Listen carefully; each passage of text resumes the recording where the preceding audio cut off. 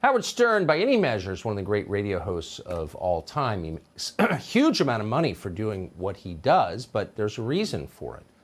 He was incredibly brave and creative. Vulgar, yes, but truly talented, but above all, courageous. Stern defended free speech. He was fired for it repeatedly. He used his platform to fight government censorship, to give the finger to the man. There was a lot that was impressive about Howard Stern, for sure, and that bravery allowed him to be creative, but not anymore.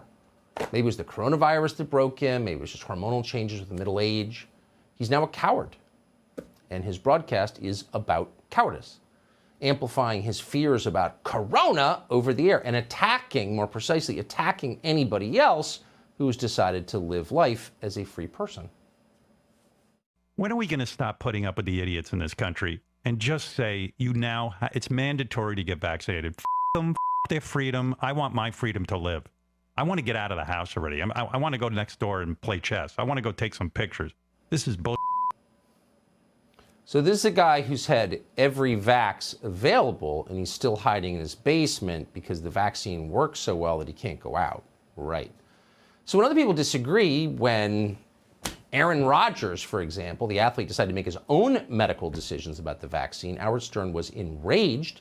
He said Rodgers should be kicked out of the NFL. Socializing is now off limits to Howard Stern. He scolded Oprah because she had the audacity to host, brace yourselves, a Christmas party.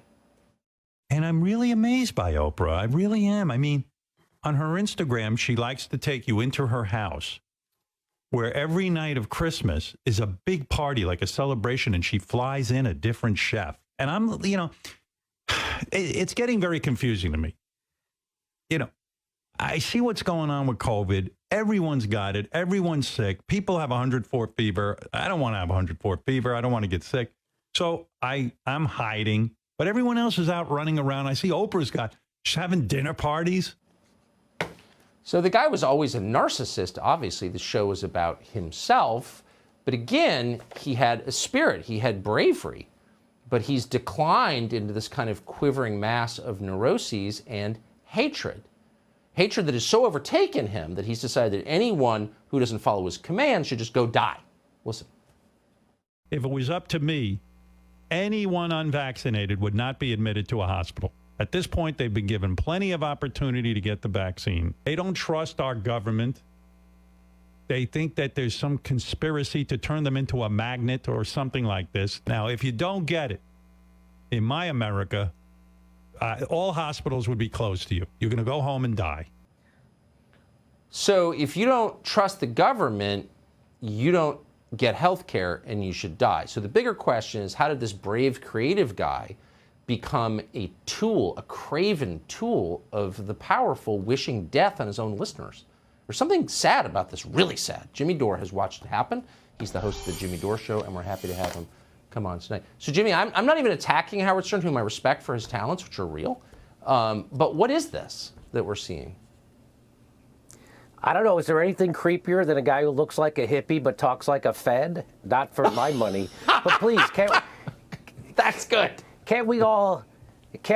Howard Stern, doesn't anybody care about Howard Stern anymore? He's just a poor guy who wants to go outside and feel the breeze in his wig. That's all he wants to feel. So what is weird to me is now he went from being a bad boy to becoming Hillary Clinton's buddy. How do you do that? He's about as dangerous as a pair of plastic scissors.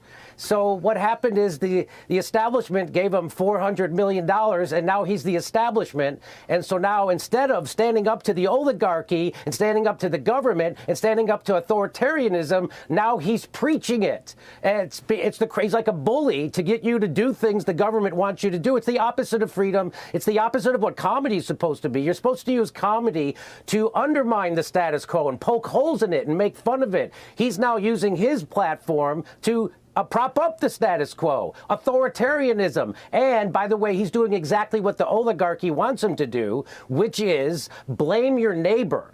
right? He's not going to Yeah. blame. Why are the Exactly. hospitals so Exactly. clogged? By the way, you don't want the hospital to get clogged because the next time he needs another chin liposuction, he won't be able to get in. But the point is, we have been cutting hospital beds. In New York State alone, they cut 30,000 hospital beds in the last 20 years. So we went from 1.5 million hospital beds down to 925,000 hospital beds since 1975. You know why there aren't enough ICU beds? Because it's not profitable to the private equity firms that administer our hospital emergency rooms now.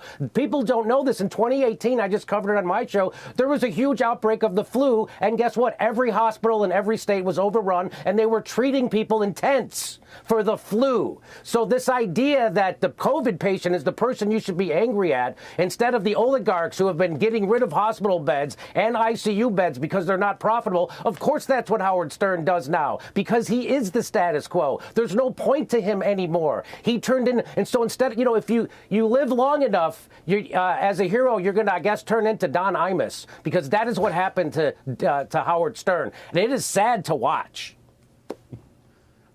I don't even know what to say. Go Jimmy Dore. He looks like a hippie. He talks like a Fed. That was so great. It's great to see you. Thank you for that. It's perfect. Thank Absolutely you. Perfect.